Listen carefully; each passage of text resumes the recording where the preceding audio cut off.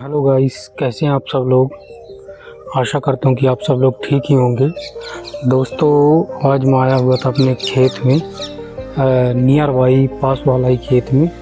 तो इस वीडियो में आप लोगों को ये इस साइड ऐसे दूर से इशारा करके ऐसे बता रहा हूँ कि इधर हमारा घर है और ज़्यादा दूर नहीं है। वीडियो में ज़रूर आपको ज़्यादा दूर दिखाई दे रहा होगा, मगर मुश्किल से ये 50 मीटर या अबव 80 मीटर के लगभग हो सकता है। तो उतना दूर है हम लोगों का खेत। और आज मैं आया हुआ था ये चिड़िया ताकने के लिए, क्योंकि जब रोपा को बोया जाता है तो रोपा को बोने के बाद हम लोग उसको ताकते हैं। क्योंकि रोपा ये जो है जब बोया जाता है तो बोने के बाद लगभग 1 हफ्ता या 10 दिन या 8 दिन, जब तक बड़ी रोपा नहीं हो जाती है तब तक हम लोग इसको ताकने का काम करते हैं। तो आखिरकार अब हम लोग इसको ताकते हैं। और सुबह टाइम भी आया हुआ था। सुबह टाइम का मैं वीडियो नहीं बनाया था। सुबह टाइम में हम लोगों ने लगभग जो मुश्किल से 1 से 2 घंटे का 2 घंटे में यहाँ पर रहा हूँ। मतलब लगभग मैं यहाँ पर उपस्थित हो गया था 6 साढ़े 6 उपस्थित हो गया था। और उसके बाद फिर हम लोग लगभग मैं 8:15-20 में से गया हूँ। क्योंकि जब टाइम देखा तो सुबह टाइम आते ही मुश्किल से जब मैं यहाँ पर उपस्थित हुआ तो उस टाइम में खेत में ये आप लोग देख पा रहे हैं कि यहाँ पर धान रोपा के लिए बोया गया है। और वो जो अभी आप देख पा रहे हैं ये पहले के वीडियो में आप लोगों को मैं दिखा चुका था। तो उसमें लगभग उसमें ये था कि वो लगभग 10 से 12 दिन का अंतराल में हो चुका है। तो वो हरियाली आप लोगों को दिखाई दे रही होगी, ये खाने वाली है। तो हम लोगों ने 3 किलो लाया था हम लोगों ने खाने के लिए, लगाने के लिए। और उसके बगल वाली हम लोगों ने ख़रीदा था जो जमा नहीं है। तो इस कारण से उसको छोड़ करके फिर इसमें हम लोगों ने घर वाली धान अपने पास पुरानी धान रखी हुई थी, वो भी हाइब्रिड का ही था। लेकिन ये सोचा कि हाइब्रिड का बीज कहाँ तक ख़रीदा जाए, क्योंकि इस समय लगभग अबव 390 के आसपास या 400 के आसपास मिलता है। जो मैं वहाँ पर 3 किलो बोया हुआ था, हाइब्रिड का बीज ही बोया हुआ था, लेकिन वो उसका जर्मिनेशन सही नहीं हुआ। तो फिर उसके बाद क्या किया गया कि अब इतना सारा तो पैसा है नहीं कि बार बार हाइब्रिड के बीज ला करके लगाया जाए। तो ये था कि अगर नहीं हो पा रहा है तो यहाँ पर हम लोगों ने फिर NPHK नाम से हम लोगों ने पिछले साल हाइब्रिड बीज ख़रीदा हुआ था, जो मेरे पास 1 बोरी के करीब रखा हुआ था। मतलब ये सोचा कि लगभग इस साल का हम लोग देख लेते हैं कि आखिरकार उसका एवरेज क्या रहता है क्या नहीं रहता है। क्योंकि घर का हम लोग रोपा के माध्यम से आज तक कभी नहीं बोए, लेकिन इससे ये भी सीख लेंगे कि घर का लगाया हुआ जो धान है आखिरकार कितना उत्पादन देता है। क्योंकि अगर हाइब्रिड का होता है तो लगभग अबव 25 से मतलब 28 कुंटल के अबव ऐसे दे देता है। लेकिन अब बात ये आती है कि अब घर का जो हम लोगों ने बोया हुआ है तो अब वो कितना एवरेज देता है, तो उसका भी अनुमान पता चलेगा। अगर इस प्रकार का अगर अच्छा खासा अगर एवरेज देता है ये, मतलब इस खेत में लगभग यहाँ पर भी 85 या 90 डिसमिल के आसपास बब्बा जी से पूछने को रह गया, लेकिन 1-2 बार से बताया, लेकिन मेरे को ये सब सारी चीज़ें भूल गई। तो अब ये है कि ये लगभग अपने को अंदाज ये लग रहा है कि 1 एकड़ या 90-92 डिसमिल के करीब हो सकता है यहाँ पर। क्योंकि जब मैं JCB इधर चलवाया था, कुआं भी था, आपको टीले टाइप में दिखाई दे रहा होगा।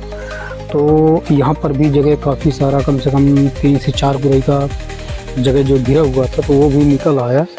तो बहुत से लोग ये बोलते हैं कि इसमें इस साल अब मत बुआओ, क्योंकि अगर उसमें बुआओगे तो कहीं ट्रैक्टर फंसने का सबसे ज़्यादा चांसेस रहता है। क्योंकि वहाँ पर पहले कुआं था और कुआं होने के कारण से उसको मैं पूरी तरीके से उसको भटवा दिया था। तो ये रह गया था कि अगर वहाँ पर ट्रैक्टर घुसेरा जाएगा तो कहीं फंस ना जाए। अब जब समय आएगा तो फिर देखेंगे, और अगर वहाँ पर भी ट्रैक्टर चलता है तो फिर वहाँ का भी वीडियो बनाएंगे। तो ये मेरे मन में ये लग रहा था कि वो जगह क्यों छोड़ा जाए। तो पापा जी का ये निर्देश था कि इस साल तुम उसमें छोड़ दो और लगभग तुम अब लगा लो उसमें उर्दा बोलो। अब बाकी ये जो 2 खेत, एक नीचे वाला है एक जिसमें रोपा लगाया गया है, तो उसमें दोनों में बोलो। और जो अभी कुआं वाले के जिसकी मैं अभी चर्चा कर रहा था, तो उसमें बोल रहे थे कि इस बार तुम उसमें के करीब उसमें तुम उर्दा बोलो। तो देखते हैं क्या समय आता है। अगर ज़्यादा हमारा बीज जो रोपा है अगर बचता है, तो मैं सोच रहा था कि जो खाने वाला है, खाने वाले लगवा देता कुआं वाले में, जहाँ पर अभी मैं चर्चा कर रहा था कि इसमें कुआं है और हम उसमें भटवाने का काम किए थे। लेकिन अभी ये दिक्कत आ रही है कि कई लोग बोल रहे हैं कि उसमें ट्रैक्टर मत घुसेरो।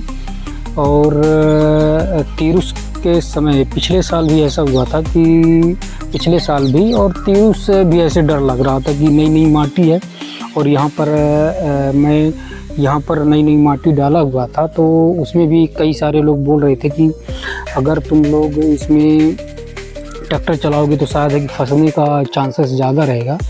तो ट्रैक्टर में अगर रोटावेटर लगा रहता है तो फंसने का चांसेस बहुत कम रहता है, क्योंकि मैं तीरुस मतलब 2 साल पहले जब मैं इसमें ट्रैक्टर और रोटावेटर चलाया तो बहुत अच्छा चल रहा था। लेकिन बीच बीच में ये भी लग रहा था कि कहीं फंसे ना, पानी भी भरा हुआ था, बार बार ये लग रहा था कि कहीं फंस न जाए। तो ये तो थोड़ा सा डर तो बना रहता है। तो अब ये है कि अगर उसमें रोपा बोया जाए तो मेरे मन में तो ये लग रहा है कि उसमें अगर उर्दा मूंग न बो करके उसी में खाने वाले लगवा दिया जाए। तो ये भी कभी कभी लोग बाग जैसे बताते हैं कि उसमें ट्रैक्टर फंसने का चांसेस रहता है। अभी तो फिर भी नॉर्मल ठीक है कि अगर ट्रैक्टर उसमें चलता है तो फंसेगा नहीं, लेकिन जब अगर मचौवा करेंगे तो उसमें फंसने का चांसेस रहता है। तो अब कभी कभी मन में ये लगता है कि उसमें जो रोपा है वो खाने वाला लगवा दिया जाए कुआं वाले में, और बाकी इनमें जो अभी प्रेजेंट टाइम में अभी मैं बोया हुआ हूँ तो इसके लिए पर्याप्त है। मतलब लगभग मैं इसमें 10 कुरई के करीब 10 केजी के करीब मैं इसमें लगाया हुआ हूँ। तो शायद है कि ऊपर नीचे दोनों में हो जाना चाहिए। और अगर समय रहते अगर देखेंगे अगर उसमें बचेगा तो थोड़ा सा कुआं का एरिया छोड़ करके बाकी उसके नीचे लगवाने का काम करेंगे, देखेंगे कि आखिरकार होता क्या है। तो दोस्तों अब जब समय आएगा तो फिर देखेंगे कि होगा क्या। तो मैं यहाँ पर इसलिए आया हुआ था कि मैं अभी सुबह टाइम भी आया हुआ था यहाँ पर चिड़िया ताकने के लिए, और अभी भी मैं इसी के लिए आया हुआ हूँ। लगभग मैं अभी मेरे को 1 घंटा के करीब हो रहा होगा यहाँ पर आए हुए। तो सुबह टाइम जब मैं आया था तो चिड़िया ऐसे ज़्यादा नहीं थी, हल्का फुल्का थी। और सबसे ज़्यादा परेशान जो तीतुर होते हैं, तीतुर आप लोग जानते होंगे कि आप लोग पढ़े भी होंगे कि जो तीतुर होते हैं, तीतुर उसमें 2-3 थे जिसमें कि फिर हम भगाने का काम किए और वो बार बार परेशान कर रहे थे।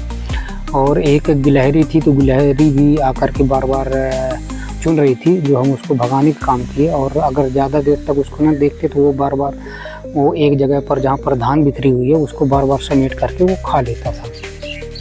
तो हो गया, कभी कभी ये लगता है कि जिनके जो जैसे भाग्य में रहता है उतना ही तो होता है।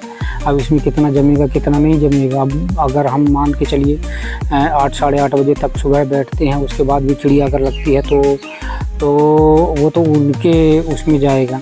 अब शाम के टाइम में भी अभी आए हुए हैं, तो जो जितना पर्याप्त समय अगर दोपहर के टाइम में भी चिड़िया खा लेती तो उसको तो हम दिन भर ताके नहीं रहेंगे। तो सुबह शाम हम लोग कम से कम 2-2 घंटे के लिए आ जाते हैं और देखते हैं, क्योंकि सुबह और शाम सबसे ज़्यादा लगते हैं। तो अब ये है कि लगभग अब 5 से 6 दिन तो आना ही पड़ेगा जब तक बड़ी नहीं हो जाती है। जैसे अभी मैं वहाँ पर वीडियो के माध्यम से दिखाया, जब तक उतनी बड़ी नहीं हो जाती है तब तक हम लोग इसको ताकेंगे और देखेंगे कि मेरे मन में ये लग रहा था कि ये जो बीज है, घर वाला बीज है, अगर ये अच्छा पर्याप्त मतलब सही ढंग से अगर ये एवरेज दे देता है तो फिर इसी प्रकार से पिछले साल भी जो हम लोग जो अभी कैल्पिन जो 548 के नाम से लाया हुआ हूँ, तो शायद है कि उसको भी 2 बोरी रख लेते हैं, एक बोरी करीब तो खैर हम लोग रख लेंगे 50 केजी के करीब। तो फिर अगर नहीं जमता है तो फिर इसी प्रकार से उसको बोते रहेंगे। अगर अच्छा ओरेज आया तो फिर बाहर से हाइब्रिड वाला नहीं खरीदेंगे और इसी प्रकार से इसको बोते रहेंगे, क्योंकि पैसा हाइब्रिड में इतना ज़्यादा लग जाता है। जो हमारे किसान भाई हैं वो तो जानते ही हैं कि जो अच्छे खासे काश्तकार हैं, ज़मींदार हैं, तो वो अगर 25-25 एकड़ 50-50 एकड़ वाले ज़रूर जानते होंगे कि जब वो हाइब्रिड का बीज लेते हैं तो उनको कितना सारा लेना पड़ता है। लगभग उनको एवं मेरे अंदाज में 100 या 150 केजी के करीब उनको लेना पड़ता होगा। तो उनको तो पता होगा कि कितना बीज, मतलब मेरे हिसाब से अंदाज में आ जाता उनका 35 से 40 हज़ार तो बीज में ऐसे चला जाता होगा। और लगवाई तो आप समझ सकते हैं कि 1.5-2 लाख रुपए तो उनका लगवाई हो जाता होगा। तो आप समझ सकते हैं कि जो छोटे मोटे किसान हैं उनके ऊपर जो हाइब्रिड का बीज लाते हैं तो इस समय इतना ज़्यादा लोड बढ़ जाता है, खासकर जून में, कि बीज लाने में, हाइब्रिड का बीज लाने में, फिर उसके बाद फिर खेत में मचाने में, फिर लेबरों को देने में। लेबर भी ऐसे होते हैं कि उनको भी लगभग अलग अलग ज़िले में अलग अलग प्रकार की लेबर पैसे के हिसाब से, एकड़ के हिसाब से ले सकती है। तो अब ये है कि अलग अलग डिस्ट्रिक्ट में क्या कैसे कितना लगता है। लेकिन अपने डिस्ट्रिक्ट की बात की जाए तो अपने डिस्ट्रिक्ट में पिछले साल 5500 था। अब इस बार देखते हैं कितना लेते हैं। लेकिन पिछले साल मैं दिया था 5000 रुपये या 5200 रुपये, क्योंकि वो मान नहीं रहे थे। तो 5500 बोल रहे थे कि हर जगह हमने लिया है, लेकिन मैं 5200 के हिसाब से दिया था और वो लिए भी थे। फिर ये बोल रहे थे कि हम आपके यहाँ हमेशा आते रहते हैं इसलिए ऐसा हुआ है, लेकिन हम 55 के यहाँ नीचे काम नहीं करते हैं। तो मतलब कुल मिला करके किसानों को हर जगह से परेशानियों का सामना करना पड़ता है। तो दोस्तों, अगर ये वीडियो आपको अच्छी लगी हो तो लाइक करिएगा, सब्सक्राइब करिएगा और कमेंट में ज़रूर बताइएगा कि खेती किसानी से जुड़ी हुई जो आप वीडियो बनाते हैं, इतनी मेहनत करके बनाते हैं, वो वीडियो किस प्रकार की लगी। क्योंकि दोस्तों, अगर आप लोग भी एक बार अगर वीडियो बना करके देखिए तो आपको लगेगा कि हमें क्या शब्द बोलने चाहिए, क्या शब्द नहीं बोलने चाहिए। तो आप भी एक बार बना करके देखिए कि कितनी सारी मेहनत लगती है। उसके बाद आप बताइएगा कि यूट्यूब में वीडियो अपलोड करना और खेती बाड़ी से नॉलेज देना, या किसी भी व्यक्ति को या कोई भी ब्लॉगर होता है तो अगर अपने अपने क्षेत्र में जिस चीज़ से लेकर के वो चलता है तो कितनी सारी मेहनत करना पड़ता है, कितना मेहनत करके वीडियो अपलोड करना पड़ता है। तो अगर ये वीडियो आपको अच्छी लगी हो तो लाइक, सब्सक्राइब और कमेंट में ज़रूर बताइएगा। जय हिंद, जय जवान, जय किसान।